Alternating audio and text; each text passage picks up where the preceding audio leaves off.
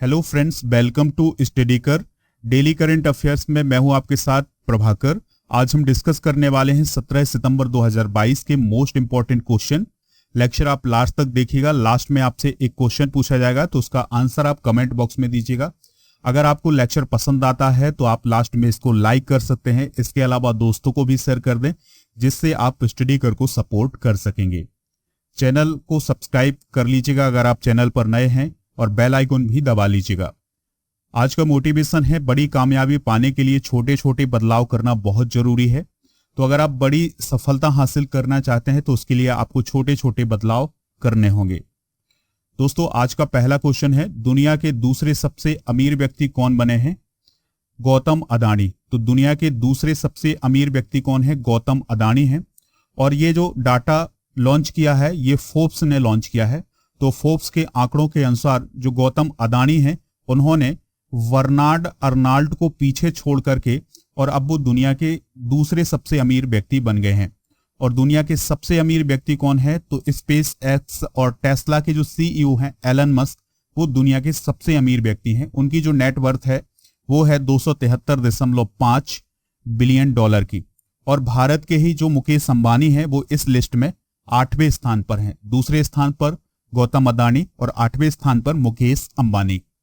दोस्तों, ये जो लिस्ट है चलिए इसको डिस्कस कर लेते हैं। तो पहले स्थान पर हैं एलन मस्क। इनकी जो नेट वर्थ है वो है 273.5 बिलियन डॉलर। गौतम अडानी की जो नेट वर्थ है वो है 155.4 बिलियन डॉलर। दोस्तों, एक और पॉइंट याद रखिएगा कि जो ब्लूमबर्ग बिलियनियर्स है इसने अभी हाल ही में अरबपतियों की सूची जारी की थी। तो उसमें जो गौतम अडानी थे वो दुनिया के तीसरे सबसे अमीर व्यक्ति थे। लेकिन फोर्ब्स ने जो लिस्ट जारी की है उसमें गौतम अडानी दूसरे स्थान पर आ गए हैं। ठीक है। और फोर्ब्स की जो लिस्ट है उसमें तीसरे स्थान पर अब कौन है? Bernard Arnault. और इनकी जो नेट वर्थ है वो है 155.2 बिलियन डॉलर। जेफ बेजोस चौथे स्थान पर हैं। 5वें स्थान पर बिल गेट्स हैं। 6ठे स्थान पर लैरी एलिसन है। 7वें स्थान पर वारेन बफेट हैं। 8वें स्थान पर मुकेश अंबानी। 9वें स्थान पर लैरी पेज हैं और 10वें स्थान पर सर्गी ब्रिन हैं।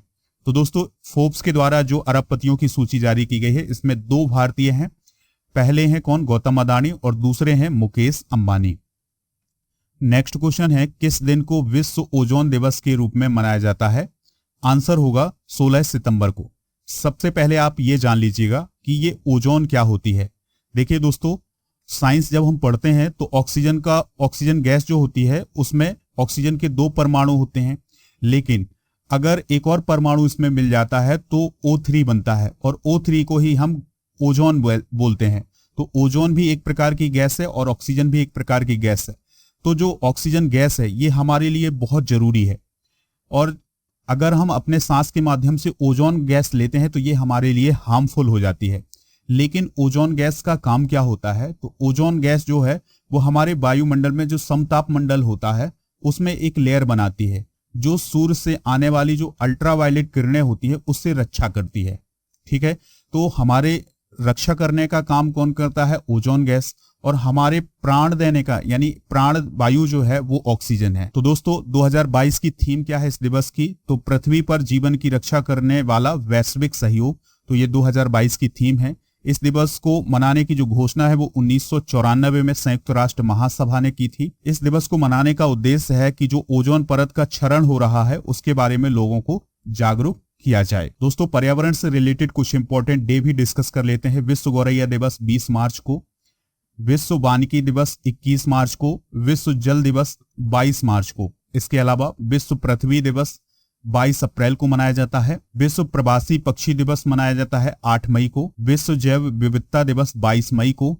विश्व पर्यावरण दिवस तो आपको याद होगा 5 जून को मनाया जाता है। अच्छा, आप कमेंट में बताइए, अगर आप पिछले लेक्चर बहुत ही ध्यान से सुनते रहे हैं तो आप बताइए कि इस बार की विश्व पर्यावरण दिवस की थीम क्या थी। अगला है, वन महोत्सव कब से कब तक मनाया जाता है? जुलाई और फरवरी के प्रथम सप्ताह में वन महोत्सव मनाया जाता है। अंतर्राष्ट्रीय बाघ दिवस 29 जुलाई को मनाया जाता है। दोस्तों, एक और क्वेश्चन है आपके लिए कि आप ये बताइएगा कि बाघ स्टेट कौन है यानी टाइगर स्टेट कौन है इंडिया का? राष्ट्रीय पक्षी दिवस कब मनाया जाता है? 12 नवंबर को। और विश्व पर्यावरण संरक्षण दिवस मनाया जाता है 25 नवंबर को। तो ये सभी जो दिवस हैं इनको आप नोट करिएगा। अगला क्वेश्चन है, रोजर फेडरर ने किस खेल से संन्यास की घोषणा की है? तो रोजर फेडरर की बात करें तो ये टेनिस के सबसे बड़े खिलाड़ी थे और उन्होंने अभी हाल ही में संन्यास लेने की घोषणा की है। रोजर फेडरर की अगर हम बात करें तो वो किस देश के हैं? स्विट्जरलैंड के हैं। इंपॉर्टेंट है, देश पूछा जा सकता है। रोजर फेडरर ने अपने करियर में 20 ग्रैंड स्लैम जीते हैं और सबसे अधिक ग्रैंड स्लैम जीतने वाले खिलाड़ी कौन है? राफेल नडाल हैं। उन्होंने 22 ग्रैंड स्लैम जीते हैं और रोजर फेडरर ने अपने करियर में कुल 20 ग्रैंड स्लैम जीते हैं। उन्होंने आखिरी बार साल 2018 में ऑस्ट्रेलियन ओपन में ग्रैंड स्लैम का खिताब जीता था। उन्होंने 8 बार विंबलडन का खिताब अपने नाम किया है और एक बार दोस्तों वो फ्रेंच ओपन का खिताब जीत सके हैं 2009 में, यानी फ्रेंच ओपन उन्होंने केवल एक बार ही जीता हुआ है। दोस्तों टेनिस की बात आई है तो अभी हाल ही में अमेरिका की जो टेनिस स्टार हैं सेरेना विलियम्स, उन्होंने भी टेनिस से संन्यास ले लिया है। भारतीय टेनिस स्टार हैं सानिया मिर्जा, तो उन्होंने भी इस सीजन के अंत तक संन्यास लेने की घोषणा की है। और मार्च 2022 में ऑस्ट्रेलिया की टेनिस स्टार एशले बार्टी ने टेनिस से संन्यास लिया था। एशले बार्टी की बात करें तो इन्होंने 2022 का जो ऑस्ट्रेलियन ओपन था तो उसमें महिला सिंगल्स का खिताब किसने जीता था? एशले बार्टी ने जीता था। दोस्तों जो 2022 के ग्रैंड स्लैम हुए हैं तो उसके विजेता हम डिस्कस कर लेते हैं। तो ऑस्ट्रेलियन ओपन 2022 में पुरुष सिंगल्स का खिताब राफेल नडाल ने और वुमेन सिंगल्स का खिताब एशले बार्टी ने जीता था। फ्रेंच ओपन 2022 मेंस सिंगल्स का खिताब राफेल नडाल ने और वुमेन सिंगल्स का खिताब इगा स्विएटेक ने जीता था। विंबलडन 2022 का खिताब मेंस सिंगल्स में नोवाक जोकोविच और वुमेन सिंगल्स में एलेना रायबकीना ने जीता था। यूएस ओपन की बात करें तो यूएस ओपन में जो मेंस सिंगल्स का खिताब है ये कार्लोस अल्कारेज ने जीता था और वुमेन सिंगल्स का खिताब इगा स्विएटेक ने जीता था।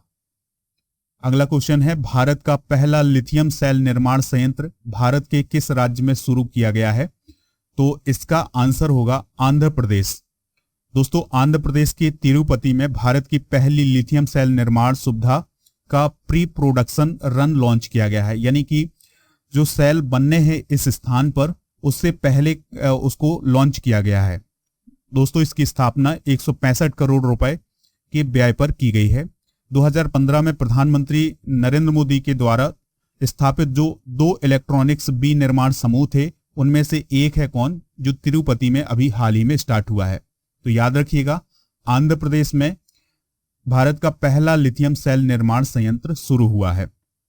दोस्तों बात आई है आंध्र प्रदेश की, तो आंध्र प्रदेश से जुड़े हुए जीके के कुछ इंपॉर्टेंट पॉइंट डिस्कस करते हैं। स्थापना कब हुई थी? 1 नवंबर 1956 को। और इसकी जो कैपिटल है वो क्या है? अब कैपिटल है इसकी अमरावती। क्या है दोस्तों?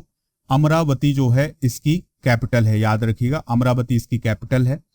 और यहाँ की लैंग्वेज क्या है? तेलुगु है। और दोस्तों आंध्र प्रदेश के जो पड़ोसी राज्य हैं वो कौन कौन से हैं? तो आंध्र प्रदेश के पड़ोसी राज्यों की बात करें तो उड़ीसा, तेलंगाना, कर्नाटक और तमिलनाडु है। लोकसभा सीटें 25 हैं, राज्यसभा सीटें 12 हैं और जिलों की संख्या 13 है। और यहाँ पर याद रखिएगा 13 जिले तो हैं लेकिन इस साल 13 नए और जिले बन गए हैं, तो इस प्रकार से यहाँ पर जिलों की संख्या जो है वो कितनी है? 26 है। यहाँ का प्रमुख त्योहार है पोंगल। और आंध्र प्रदेश की जो जनजातियां हैं वो भील, चैंकस, भगत, कमार और कोंडा हैं। एक्स्ट्रा नॉलेज में आज हम प्रमुख अंतरराष्ट्रीय सीमाओं को डिस्कस करेंगे। रेड क्लिफ लाइन भारत और पाकिस्तान के बीच है। मैकमोहन सीमा भारत चाइना के बीच है। 38वीं समानांतर रेखा उत्तर कोरिया और दक्षिण कोरिया के बीच है। डूरंड रेखा पाकिस्तान अफगानिस्तान के बीच है। हिंडनबर्ग रेखा पोलैंड जर्मनी के बीच है। मैगीनॉट रेखा जर्मनी फ्रांस के बीच है। मैनरहीन रेखा रूस फिनलैंड के बीच है। नीली रेखा इजराइल लेबनान के बीच है। 17वीं समानांतर रेखा उत्तरी वियतनाम और दक्षिणी वियतनाम के बीच है। और 20वीं समानांतर रेखा लीबिया और सूडान के बीच है। तो दोस्तों अगर आप इस वीडियो का पीडीएफ प्राप्त करना चाहते हैं तो पीडीएफ मिलेगा हमारे ऐप पर। ऐप का लिंक डिस्क्रिप्शन में है, तो वहां से डाउनलोड कर लें या फिर आप गूगल प्ले स्टोर से भी डाउनलोड कर सकते हैं। दोस्तों आप स्टडी मटेरियल पर जाएंगे तो आपको इसका पीडीएफ मिल जाएगा। अगला क्वेश्चन है, किसने 14 सितंबर 2022 को विशेष अभियान 2.0 के लिए स्वच्छता पोर्टल लॉन्च किया है? तो ये लॉन्च किया है डॉक्टर जितेंद्र सिंह ने। तो कार्मिक, पेंशन और लोक शिकायत राज्य मंत्री हैं डॉक्टर जितेंद्र सिंह, तो उन्होंने विशेष अभियान 2.0 के लिए स्वच्छता पोर्टल लॉन्च किया है। यह अभियान 2 अक्टूबर 2022 से शुरू होगा, यानी आने वाले 2 अक्टूबर से यह अभियान शुरू होने वाला है। दोस्तों भारत में स्वच्छ भारत मिशन की शुरुआत कब हुई थी? 2 अक्टूबर 2014 से। ये पॉइंट आप नोट करिएगा, एग्जाम में कई बार पूछा गया है। भारत का सबसे स्वच्छ शहर कौन है? इंदौर है। दोस्तों यहाँ पर ऐप और पोर्टल की बात आई है तो कुछ ऐप और पोर्टल भी डिस्कस कर लेते हैं। जन निगरानी ऐप जम्मू कश्मीर में लॉन्च किया गया है। काबल उत्पी ऐप तमिलनाडु सरकार के द्वारा लॉन्च किया गया है। उत्सव पोर्टल पर्यटन मंत्रालय के द्वारा। देश stack E portal government of India के द्वारा। तंबाकू छोड़ो ऐप विश्व स्वास्थ्य संगठन के द्वारा। डिजिटल संसद ऐप लोकसभा सचिवालय के द्वारा।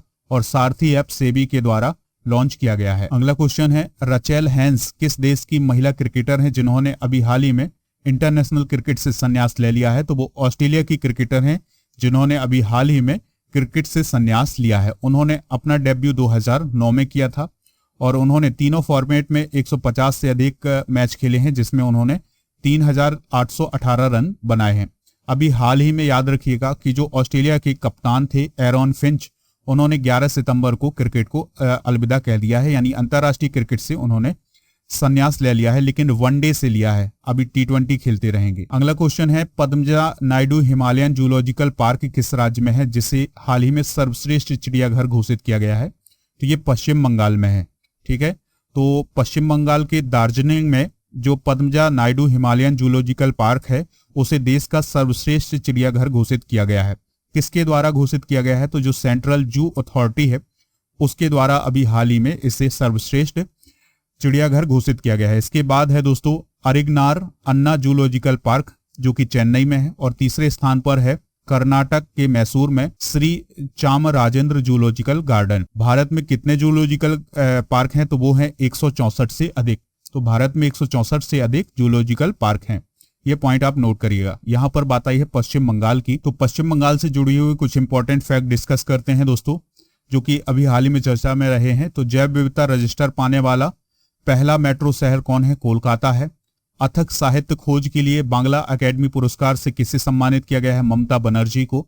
भारत के पहले radio over internet protocol system का उद्घाटन कहाँ किया गया है? कोलकाता में किया गया है। पश्चिम बंगाल में दुनिया का सबसे बड़ा सौर वृक्ष बनाया गया है। अगला क्वेश्चन है, किस देश के राष्ट्रपति ने यूक्रेन को $600 मिलियन के नए हथियार पैकेज देने की घोषणा की है?